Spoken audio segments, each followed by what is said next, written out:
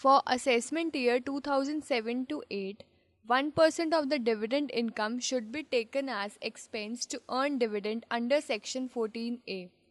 Punjab Produce Holdings (PPH) is a private limited company.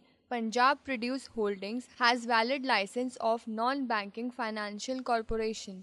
Punjab Produce Holdings is engaged in the business of trading and investment in shares mutual funds. Punjab Produce Holdings earned dividend and exempt income from trading and investment in shares. On scrutiny, AO found that PPH did not claim any expense that it might have incurred for earning dividends. AO worked out the disallowance of the expenses at the rate 0.5% of the average value of investment and added back to the PPH's income.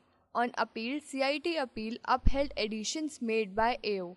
However, in the appeal, PPH himself accepted the disallowance of expenses to the tune of 1% of total dividend income. On appeal, ITAT held that it's wrong to say that dividend income can be earned by incurring no expenditure. Expenses have to be done for market research, analyzing market trends, etc. Funds also get blocked for the period of investment, so interest income is also lost. But disallowing 0.5% of average value of investment is too much.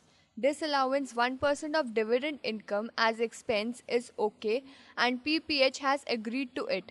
So 1% of dividend income should be taken as expense and not 0.5% of total average investment.